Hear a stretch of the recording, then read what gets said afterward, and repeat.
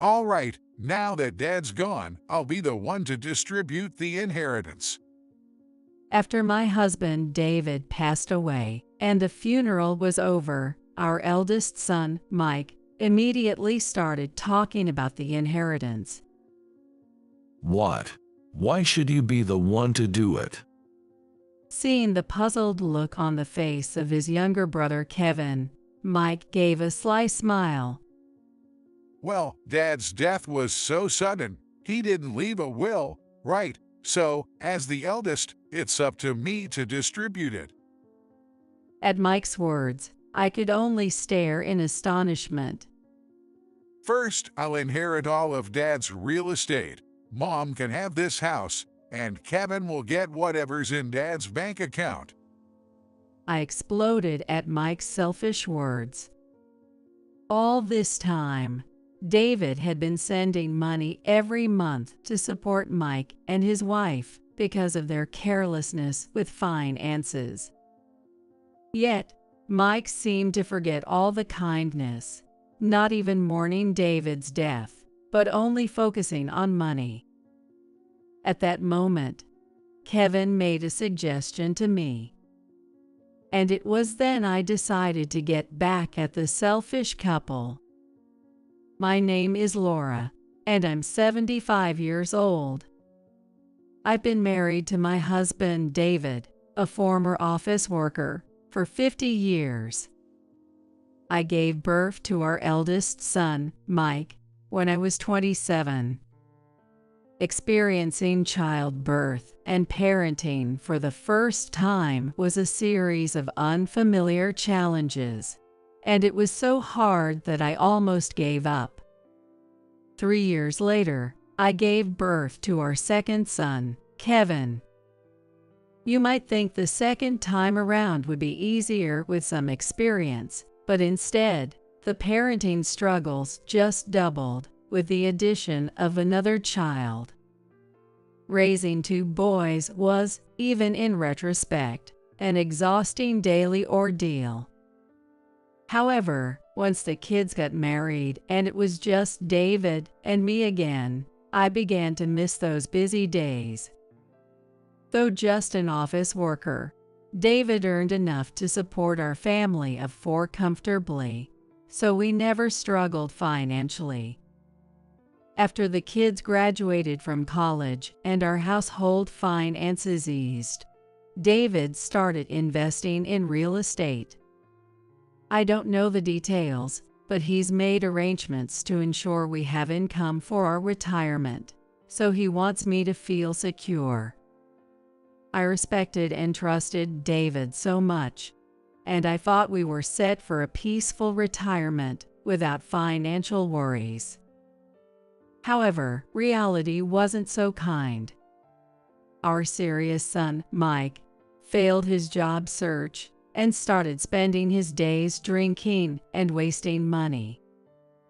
Mike had always been a good student and attended the highest-ranked high school in our county, where he maintained decent grades. The neighbors praised him as a son to be proud of, and he seemed pleased about it too.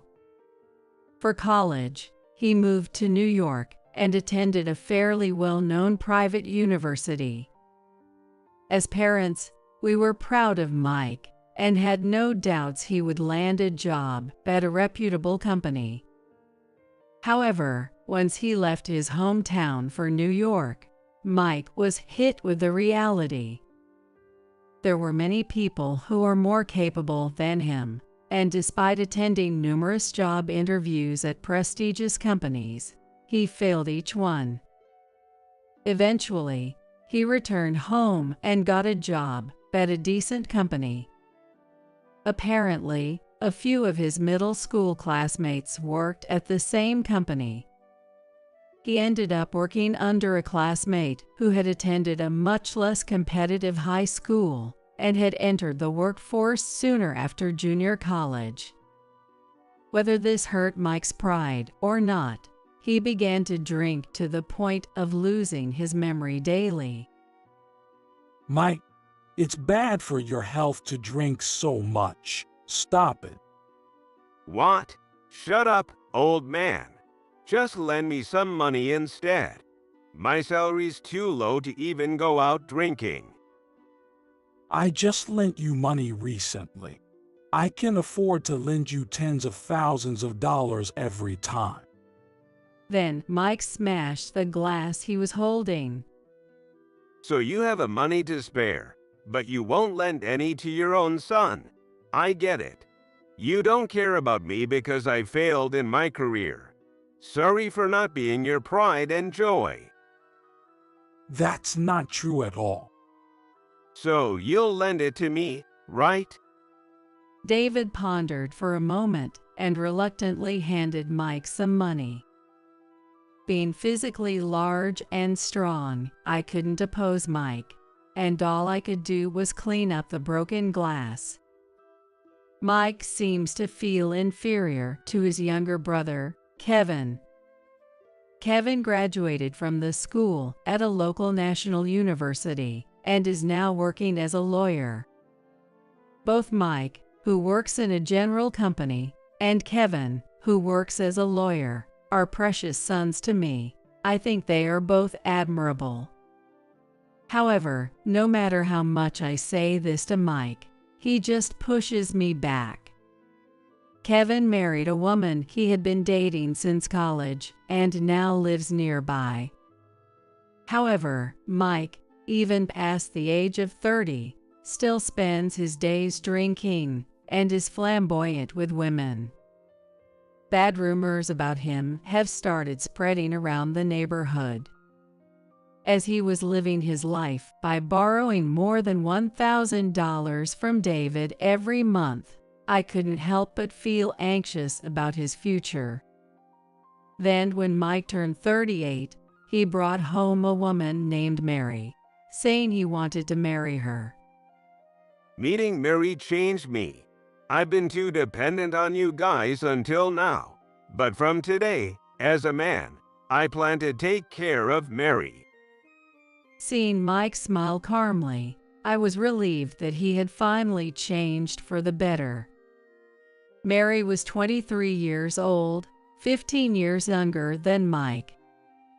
At the time, marriages with a significant age difference were rare, and I had my concerns. However, I was overjoyed that Mike wanted to be independent, and I blessed their marriage. But that was a mistake. Mary turned out to be very extravagant with money. 2 weeks after they got married, Mike and Mary came to our house and asked for money. We're planning a honeymoon trip, but we're short on cash. Could you lend us some? Where are you planning to go? Mary wants to go to Italy. Mike and Mary were looking at each other happily. Italy's far and travel is expensive, right?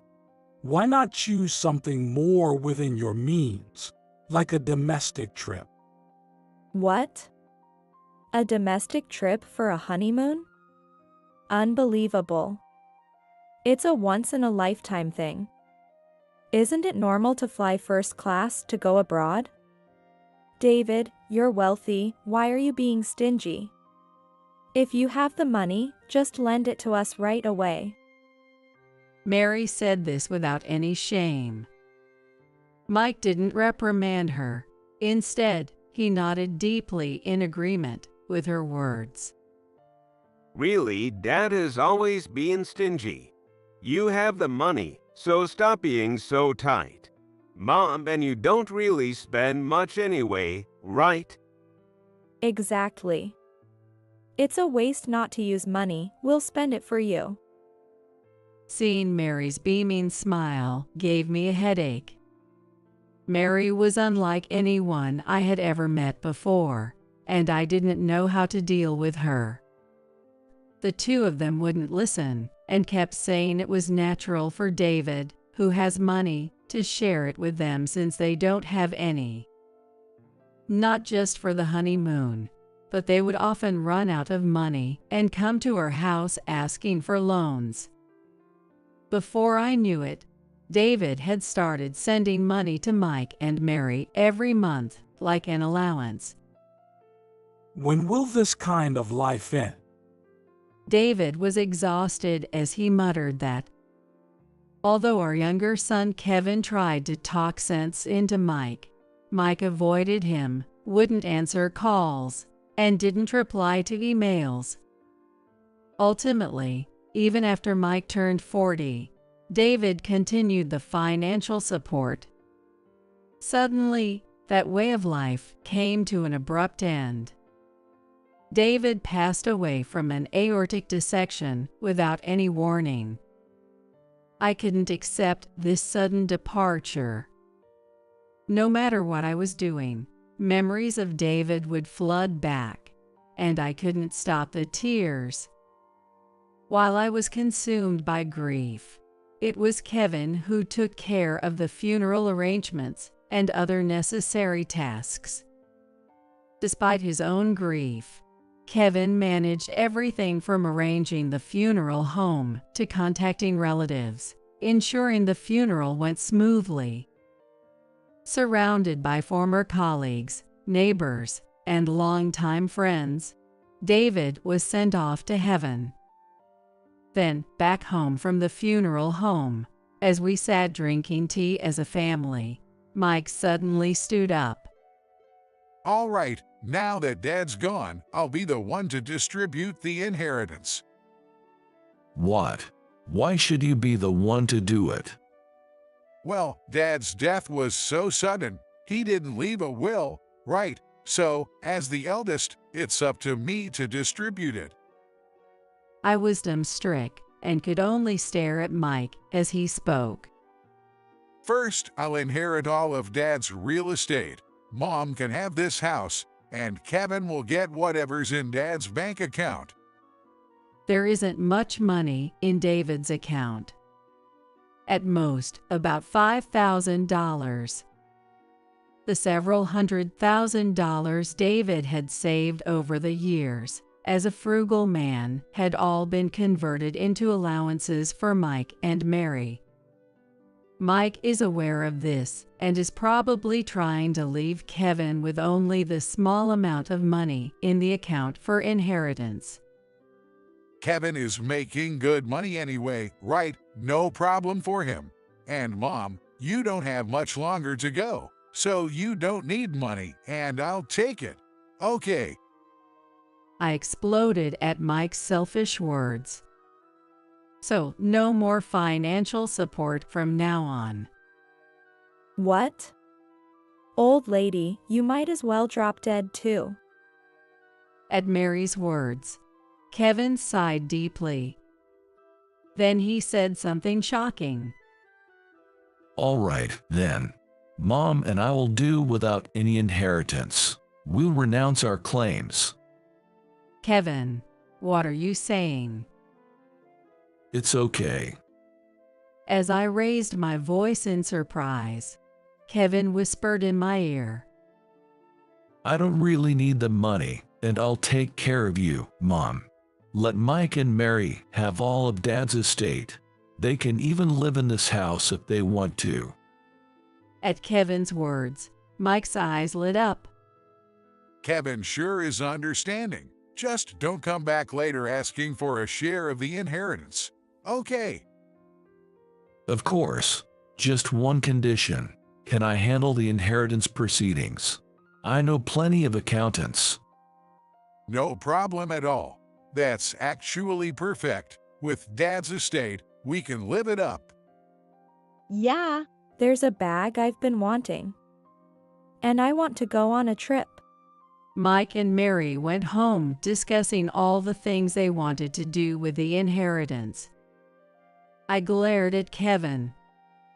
Why would you say something like that? Even after Dad died, Mike shows no sadness and only thinks about money. I don't want him to have any inheritance, and this house is filled with precious memories. It's okay. I have a plan. Kevin was smirking as he said that. Let's get back at Mike. And then, Kevin began to describe his plan for revenge. I was speechless at what he proposed.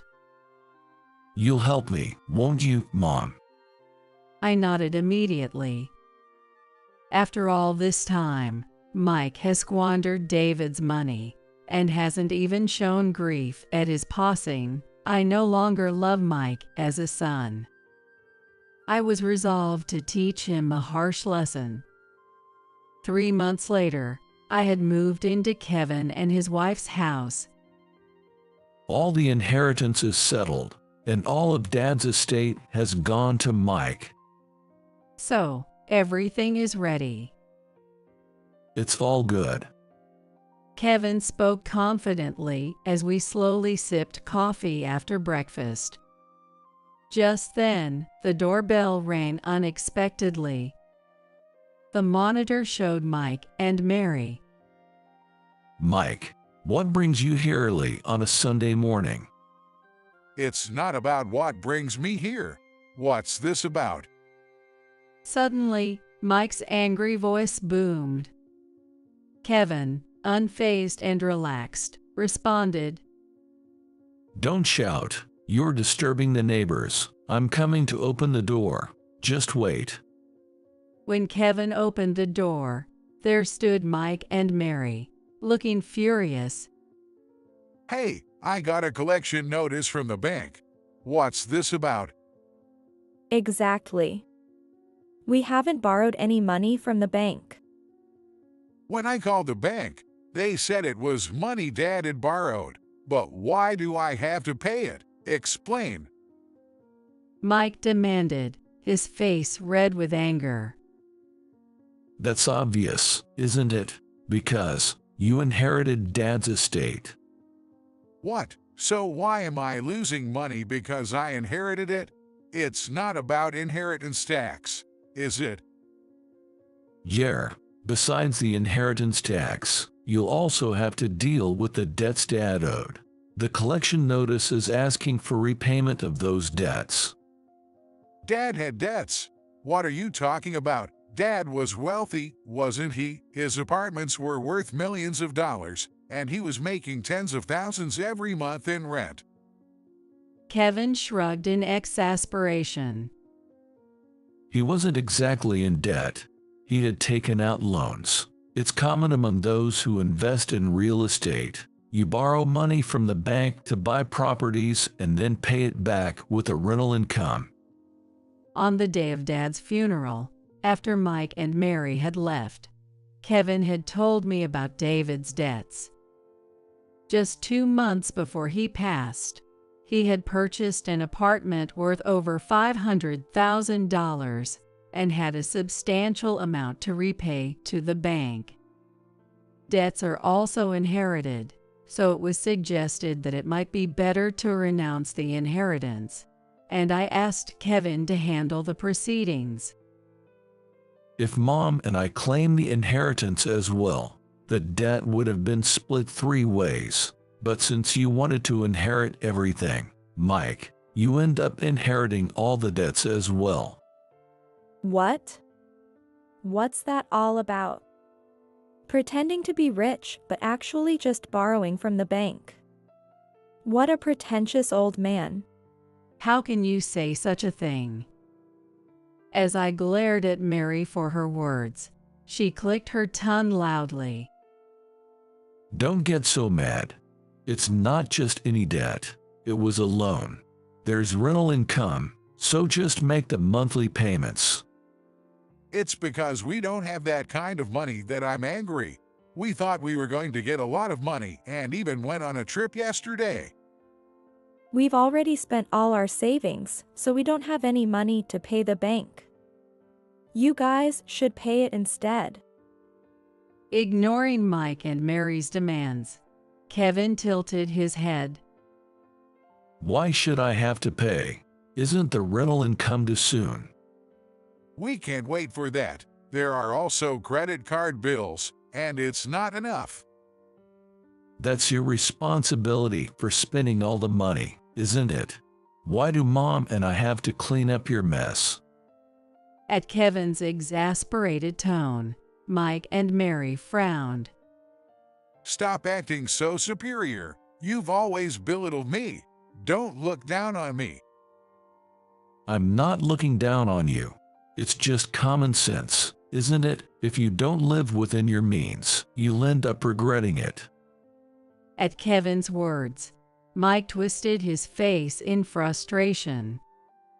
I've got it. At that moment, Mary, who was next to Mike, smiled broadly as she said that. If there's debt anyway, maybe we should just renounce the inheritance, right? If Laura could do it, so can Mike. Exactly. You're smart. I'll renounce the inheritance too. Kevin, you handle the paperwork. At Mike's words, Kevin grinned mischievously. Unfortunately, you can no longer renounce the inheritance. You can only do so within 3 months. It's been over 3 months since Dad passed away, so Mike, you have no choice but to inherit everything. What? That's unfair. That's right. Just getting yourselves out of the debt, you cowards. I had to suppress my laughter as Mike and Mary stomped their feet in frustration. I hadn't expected everything to go exactly as Kevin had said. Kevin had intentionally waited until the 3 months passed, claiming that the inheritance procedures were taking time to make sure Mike would inherit everything, including the debts. And the moment the 3 months were up, he informed them about the estate, ensuring they couldn't renounce the inheritance. Legally, only Mike needs to pay back the debt, so we're out of it. If repayment is tough, why not sell the condo and turn it into cash? If we do that, we'll lose the passive income. That's true. You either continue paying the mortgage with a rental income or sell the condo now and pay off the debt. It's up to you to decide, Mike. Mike was fidgeting irritably. Now that you understand what the collection notice means, can you leave? It's still early in the morning, and I don't want my day off ruined. At this, Mike and Mary started to panic. Wait, the discussion isn't over. We don't have money right now. Please, just pay for this month instead. Sorry, but that's impossible. I've got big expenses this month too. Don't say that. We're brothers, aren't we? Brothers should help each other out. Kevin, you have a good income and extra money, right? Then Kevin laughed out loud.